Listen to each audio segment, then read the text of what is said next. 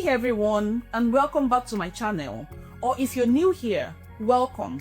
My name is Hayotunde. Have you ever felt that little nudge inside? That quiet whisper, or maybe even a persistent feeling, urging you to make something, do something, create something? It's a feeling I've been reflecting on a lot lately, and it's what I want to dive into today. See, I believe this urge isn't just random. I believe it's often a divine invitation. And if you're watching this right now, maybe it's not by chance. Perhaps the algorithm in its mysterious ways sensed this message is relevant for you. Following that thought, I genuinely believe many of us are hearing a similar call right now. God is calling you to create. Why do I think that? Well, it goes back to the very foundation of who God is and who He's made us to be.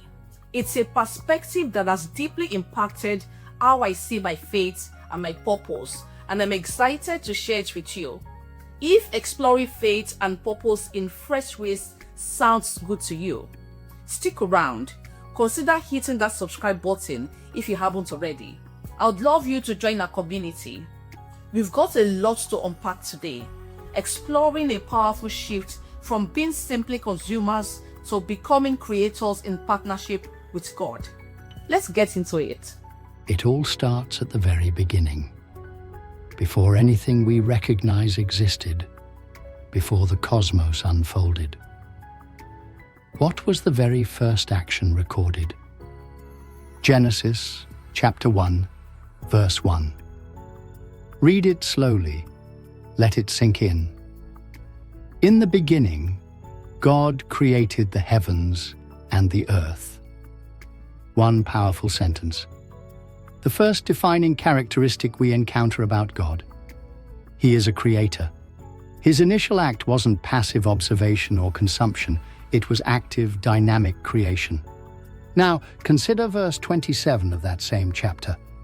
So God created man in his own image. In the image of God, he created him.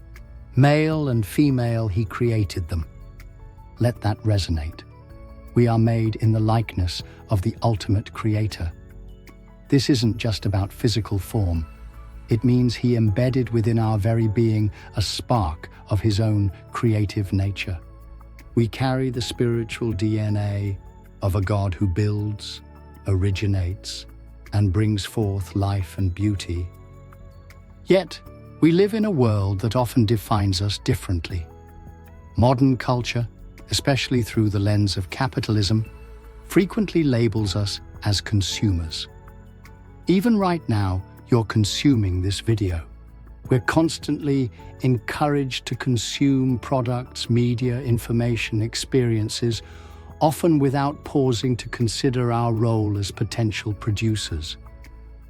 But here's a vital distinction, a contrast that really stands out in Scripture. God is the creator. And how is the adversary, the devil, often described? As one who seeks to devour. 1 Peter 5:8. It highlights a fundamental choice in how we orient ourselves, and I believe God is consistently calling us to align with his nature, the nature of a creator. Jesus himself reinforced this idea of generative outflow. In John 7:38 he promised, "Whoever believes in me, as Scripture has said, rivers of living water will flow from within them." That doesn't sound like passive reception, does it? It sounds like vibrant, active, life-giving creation emerging from within us. We're designed to be conduits, sources generating streams of hope, encouragement, solutions, and blessing, all fueled by the Spirit of God within. Now, of course, we do need to consume. We need food for our bodies, wisdom for our minds, information to learn and grow. We receive God's grace, his word, his love. But the crucial question is why? Is the goal simply to fill ourselves up? Or is it to be nourished, equipped, and transformed so that we can then turn outward and create something meaningful for others, for his kingdom? Jesus reminded us, "Man shall not live by bread alone." Matthew 4:4. This applies spiritually and mentally too. How often do we consume endless content without producing any positive action? How often do we hoard resources or knowledge instead of sharing them? Jesus also taught, "It is more blessed to give than to receive." Acts 20:35. God's heart is oriented towards giving, towards outflow. And the primary way we participate in that divine flow is through creation. We create solutions to problems. We create moments of connection. We create opportunities for growth. We create beauty that reflects His glory. We create systems that serve our communities. Critically, this creation should spring from a desire to give, to serve God and neighbor, not primarily from a calculation of personal gain. If our motive behind creating is ultimately selfish, what reward will I get? We're essentially still operating with a consumer's heart. We're creating with the inward-focused intent to receive. Think of God's ultimate act. For God so loved the world that He gave. John 3:16. It's fundamentally outward. Consumption, by contrast, pulls inward. More for me, fill my lack. And let's be honest, this tension between creating and consuming is something many of us wrestle with. Perhaps you've felt seasons where you seem to only take in information, entertainment, even other people's energy, without feeling like you're contributing much back. It can lead to a feeling of stagnation, even emptiness. There's a sobering verse in Proverbs that touches on this. Proverbs 21, verses 25 and 26. The craving of a sluggard kills him, because his hands refuse to labor. All day long he craves and craves, but the righteous gives and does not hold back. When our desire for consumption, whether it's material things, digital content, or even just comfort and ease, outweighs our willingness to put in the effort to create or contribute, it can create problems. An appetite grows that isn't matched by productive action. This leads, inevitably, to depletion of resources, energy, potential, even joy. What return comes from investing nothing? Zero. If we consume all our time, all our energy, all our focus, what's left to give? What's left to build with? It's easy to fall into a pattern of consuming so much that we inadvertently consume our own capacity to make a difference.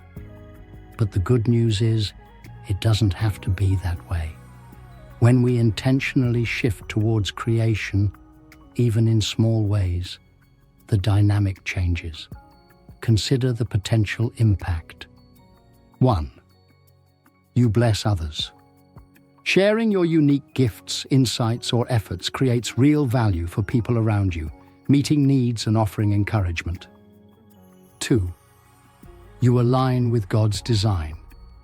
Acting in obedience to this creative call opens doors for His favor and provision. Remember, it's more blessed to give. This is a spiritual principle with real-world effects. 3. You grow in skill. The more you practice your form of creation, whether it's writing, teaching, organizing, coding, caring, building, the better you become. God develops us through action. 4. You gain wisdom. Creation involves trial and error. Mistakes aren't dead ends.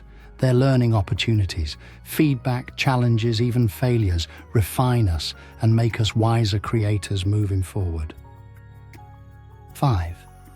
It can generate resources. As you consistently offer value from a place of service, opportunities and resources often follow. This isn't about chasing wealth, but about stewarding the abundance that can flow from faithful creation, enabling you to create even more. This fosters a true cycle of abundance. Create value. Exchange happens. Resources increase. Steward resources to create more value, impacting more lives. Repeat. This stands in stark contrast to the vicious cycle of consumption. Overconsume. Become spiritually, mentally sluggish. Lack energy, motivation to produce. Resources deplete. Feel empty or lacking, leading to more craving. Repeat. It's like hoarding the blessings God gives rather than letting them flow through you. It touches on our whole relationship with stewardship. Are we using what God gives us, time, talent, treasure, to merely serve ourselves, or to participate in His creative and redemptive work in the world? So, what does creating look like for you, right where you are? It's incredibly diverse. It's not limited to artistic pursuits unless that's your calling. Maybe God is prompting you to create connection. Intentionally reach out to someone lonely. Organize a gathering. Foster teamwork. Create solutions. Identify a need in your community or workplace and brainstorm ways to address it, however small. Create clarity. Explain something complex. Offer thoughtful perspective in a confusing situation. Help someone organize their thoughts. Create peace. Be a calming presence. Mediate a conflict. Organize a chaotic environment. Create encouragement. Write a heartfelt note. Speak life-giving words. Celebrate someone's success. You carry the image of the Creator. You can reflect His light and participate in His work in countless ways, big and small. You are His representative, capable of bringing His light and life into everyday situations. As Jesus said, we're to be lights shining brightly, not hidden away. Matthew 5:14 through 16. You create that light by letting His goodness flow through you. The potential is already in you because He resides in you. The invitation is simply to step out and partner with Him. So, here's the challenge, for me and for you. Let's become more intentional about our consumption and more deliberate about our creation. Take a moment this week. Ask God, what small step can I take to create something good, something helpful, something beautiful in your name? And as we pursue this, let's remember the perspective shift from Matthew 6. Don't stockpile earthly treasures or focus solely on temporary gains. Instead, invest in eternal things, acts of love, service, and creation that honor God.